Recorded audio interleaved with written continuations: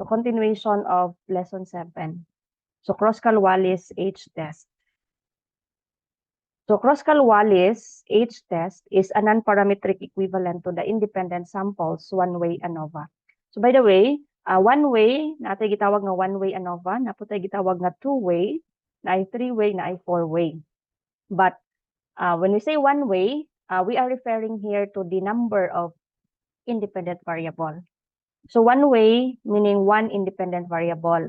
Pag two-way na, two independent variable. So pag three-way, three independent. So we also call them as factorial ANOVA. So when to use the Kroskal-Wallis H-test? So we are going to use this. So as mentioned a while ago, it is the equivalent of independent samples one-way ANOVA. So it's underscore here, one independent variable with three or more levels, and one dependent variable which is continuous. So if the distribution have the same shape, so by the way, gamito nato ni siya, if the assumptions of the independent samples ANOVA is extremely violated, kay parehas raman ni sila condition in terms of the independent variables and the dependent variable. No? It was mentioned in our discussion that for the one-way ANOVA, na siya mga assumptions. And with the violation of the assumptions, the SPSS provided also some corrections, the Welch and the Brown and the Forsyth. However, if there are extreme violation again, our next option is to use the counterpart, non-parametric counterpart, which is the Kroskal-Wallis H-test. So aside from this assumption niya about the variable, we need also to look at the distribution of our data. So unsa yung shape? No, normal distributed man to ang giingon ni independent samples. If not normally distributed, then if the sample size is large, pwede ra gyapon si independent samples one-way ANOVA. But if gamay ra ang sample size and na extreme violation, we will use the Kroskal-Wallis H-test. And when using the Kroskal-Wallis H-test, you need to look at the distribution. So if the shape of our dependent variable, katong 3 levels or more levels, is the same or are the same, the Kroskal-Wallis H-test, you are going to compare the median of your dependent variable. But if the distribution have a different shape, so kumbaga, ang isa ka level, isa ka group skewed to the left, napoy isa ka group nga skewed to the right, so dili same ang ilahang shape. So we can use the Kroskal-Wallis H-test, but ang atong i-compare is ang mean rank. Then the Kroskal-Wallis H-test is also known as the extension of Mann-Whitney-U test for 3 or more groups. We discussed the Mann-Whitney-U in the previous material. And the distributions do not have to be normal, and the variances do not have to be equal. So kaning normal o equal variances are the assumptions of the independent samples ANOVA. So dili ni siya kailangan ni Kroskal-Wallis H-test. So for the interpretation, when the Kroskal-Wallis test leads to significant results, then at least one of the sample is different from the other groups. So parehas ra gyud siya ni independent samples one-way ANOVA. The test does not identify where the differences occur and how many differences actually occur. Ngayon lang siya nga, yes, na ay different sa 3 groups. Yes, na ay different sa 4 groups. Pero asa dito ang nag-differ? The Kroskal-Wallis H-test could not answer that question. So parehas sa gyapon sila ni ANOVA. We need to conduct a post-hoc analysis if that's the case.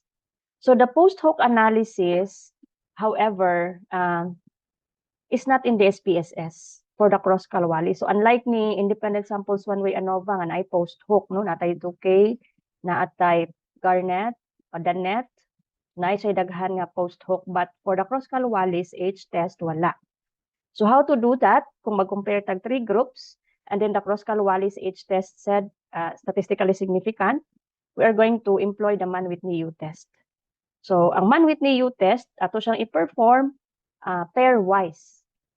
For 3 groups, group 1 versus group 2, 1 versus group 3, and 2 versus group 3.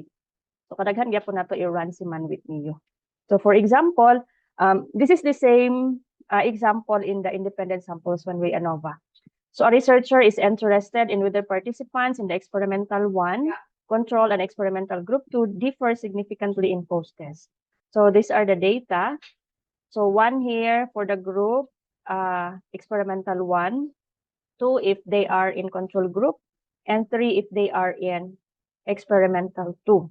So this is 2, 3 if they are in experimental 2.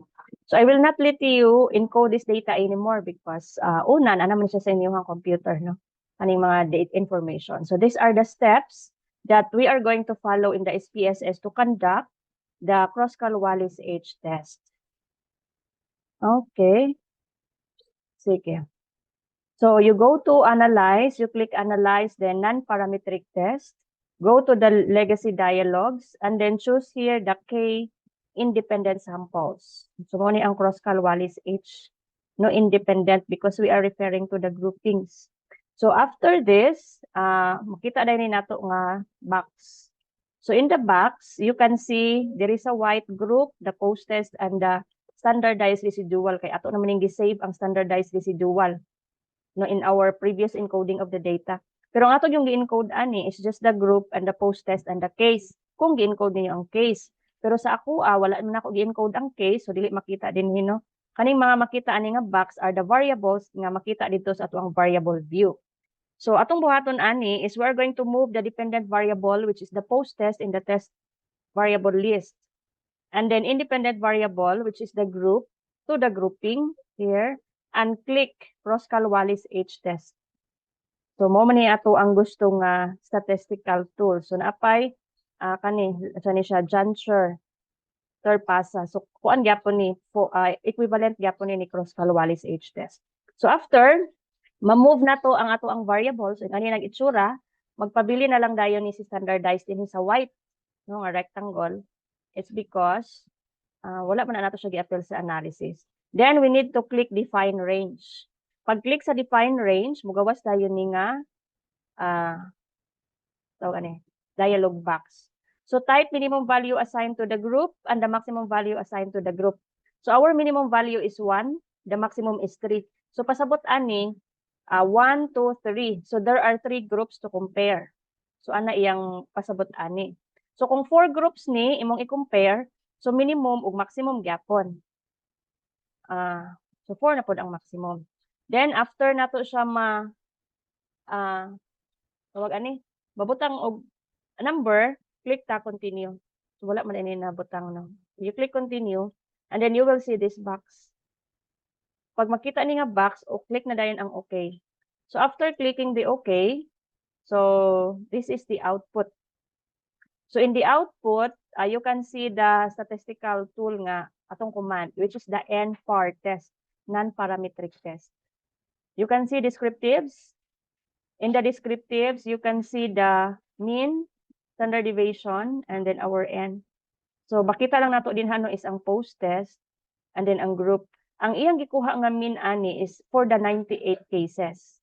Ng 20.99, that is for 98 cases. Wala niya gibay group ang statistics, no, ang descriptive statistics. So ang total mean ang iyang gigawas. So nganong pong dili nato kailangan ang mean for the individual? Because non-parametric test atong gi-employ.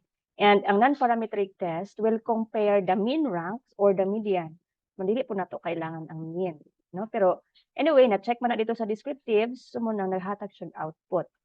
Okay, and this is the Kruskal-Wallis H test. Natay a table for the ranks. Then our dependent variable is the post-test. Our groupings, mo ni pangalan sa atong variable experimental 1, control, and experimental 2, and then the total. So experimental 1 is 32 cases, control 32, experimental 2 34, and then total of 98. Then the mean ranks. Highest mean rank here is ang experimental 2, followed by experimental 1, and then control group ang pinakagamay og mean rank. And then the test statistics, the chi-square is 5.852, degrees of freedom 2, asymptotic significant. This is the p-value, 0.054. And what does it mean kung kani atong resolve? By the way, atong problem is, ang objective ni researcher, gusto niya tan-awon kung nabay significant difference ang performance sa student in the experimental 1 group, control group, and experimental group. So based on this result, unsa man ang tubag? Unsa man ang answer sa research question ni researcher? Naabay significant difference or wala? Unsa ganito ni iyahang dependent post-test, no? Group differ significantly in post-test. So, naa ba? Yes, Doc. There is po. Sige, ngano naka-insulti man ta nga there is? Because of the p-value, Doc, 0.054. which is equal to the significance level. Equal ba? Pero itong significance level is 0.05. Equal or more? Significant ba? Murag the answer ana is not statistically, murag sayop, no? Significant siya, Doc, because pwede mo siya round off as 0. No, Ah, dako sige. gyapon na siya. Sayop man ni ang answer. Not dapat do kay mas Mm-mm. dako man ang P kaysa sa alpha. Correct. So, wrong ang answer. Dili dahil ni ma-edit na. Round off, Doc. Dili. So, napabilin ang 0.054, Doc. Di siya makonsider as 0.05. Correct. Pero ang problema is dili man ni nako di siya ma-edit. There was no statistically significant difference.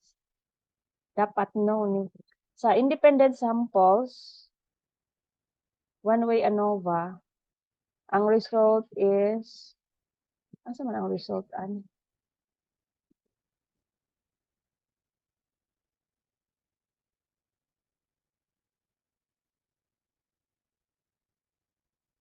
Sa ANOVA ni siya nga result.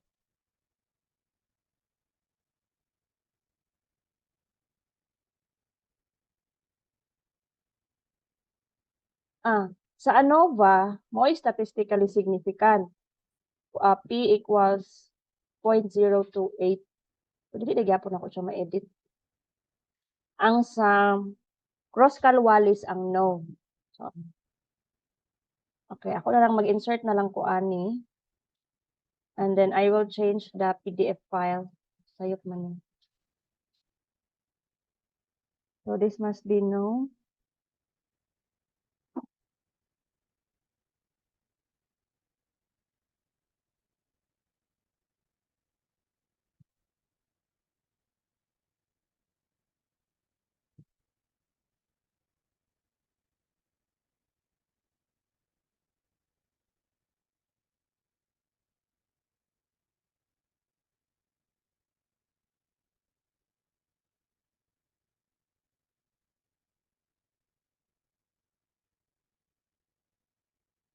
Okay, kuan man ni.